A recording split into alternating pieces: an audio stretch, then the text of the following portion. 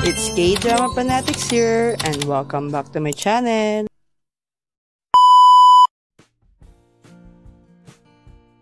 Episode 6 of Family by Choice starts with Soyun returning to meet Jungjae. She pays him for raising Haejun. Jungjae is shocked and asks her to meet Haejun, as he has been waiting for the last 10 years. Soyun tells Jungjae that she is not going to give Haejun false hope, as she cannot take him with her, and asks to keep their meeting a secret. Jungjae refuses to take the money and hands back the envelope, taking back only the money he lent her. Soyun wonders what Jungjae has done and gives the envelope to him before leaving. Haejun notices someone who looks like his mother living in the taxi. Haejun does not make much of it as they go to the rooftop to see that Sanha has fallen asleep while drying his clothes.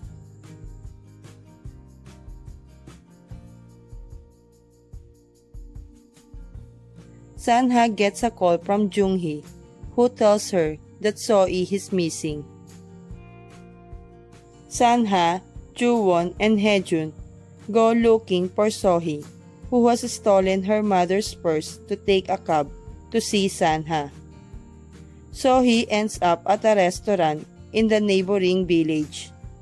The restaurant owner calls the cop, and Daewoo goes there to pick up the lost kid. Sanha calls Daewoo to inform him and realizes that the girl is Junghee's daughter. He takes Sohee to the noodle shop where Sanha scolds her for leaving home without informing her mother. Junghee shows and scolds Sohee, blaming Sanha for what Sohee has done. Daewoo stands up for Sanha, but Junghee claims that they are a family no matter what. Junghee tells Sanha that he should beg for her forgiveness and adds that she is the bigger person by bringing Sohee to him. Sanha lashes out at Junghee and asks her to stop trying to mend their broken relationship. Daewoo and Junghee fight until Sanha has panic attack as he recalls the night of his sister's death.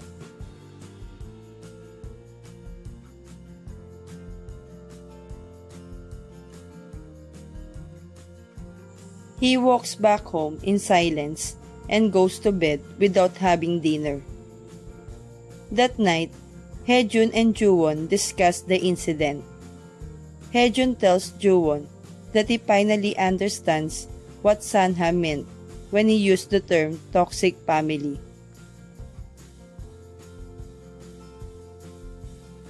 Over the next week, Haejun and Juwon take turns leaving breakfast on Sanha's seat while he continues to skip his meals.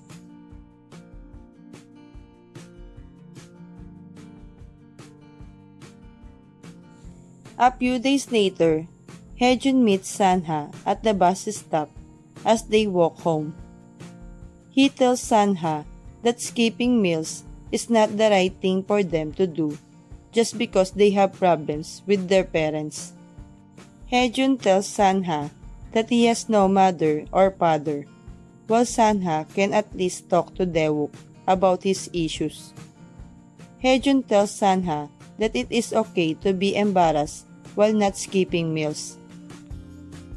The next day, Parkdal joins Juwon as she drops Sanha's breakfast to his classroom.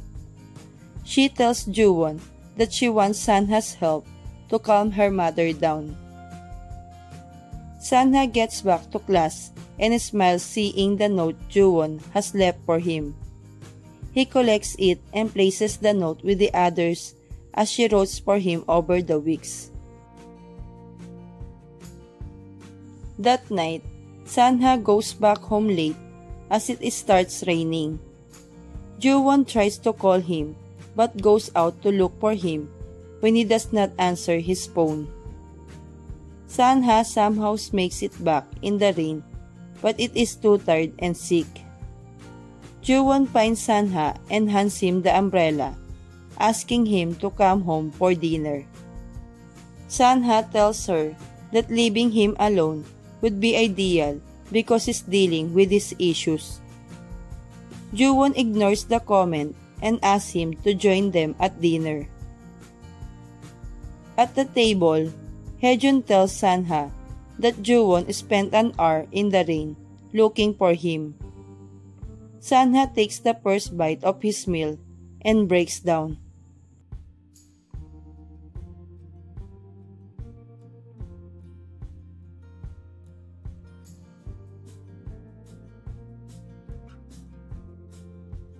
That night, the three kids are on the rooftop when Sanha mentions that he misses his late sister.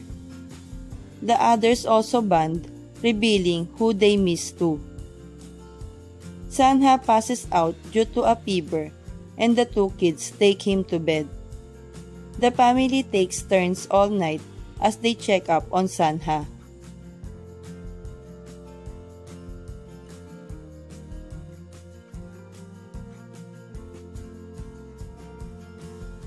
Everything goes back to normal and the kids get ready for school. Ji-yoon sends a photo of his newborn daughter to Haejun, asking him to visit soon. On the way to school, Ju-won tells the boys that Park Dal's mother has invited them to an expensive meal.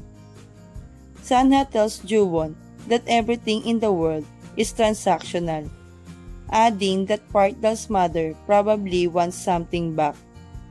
Haejun agrees to join in for the meal, but Ju-won tells Sanha that Park Dal wants a favor. The trio make it to lunch with Park Dal and her mother, but things are awkward when Mrs. Park puts her daughter down in front of her friends. Ju-won feels awkward as Mrs. Parks continues to call Park Dal dumb for not knowing how to order a meal. She asks Sanha to help Park Dal with math, and he tries to tell Mrs. Park how Park Dal would get much better with more practice.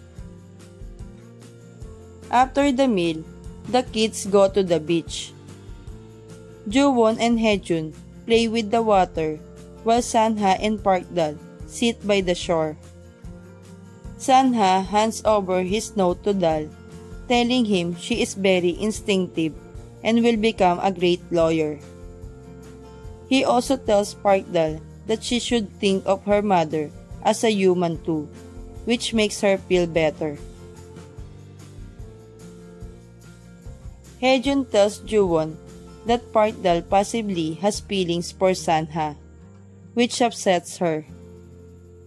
Haejun gets a call from Ji-yoon and leaves to go to see his niece. Dal also leaves for her academy, leaving Sanha and Ju-won to walk back home. At the hospital, the nurse accidentally reveals Soyeon is there to meet Ji-yoon. Haejun is shocked to learn that his mother has returned and chosen not to meet him. Meanwhile, at the restaurant, Jung-jae tells Dae-wook about the envelope of cash and wonders how to break the news to Haejun. Haejun notices the envelope and breaks down, and he is upset that he can't pay Jung-jae back on his own now that Soyeon has paid him. Later that night, Ju-won is walking on the ledge as Sanha holds her hand. She tells Sanha that Haejun was dense to not realize Park Dal likes him. Sanha tells Ju-won that she is dense too.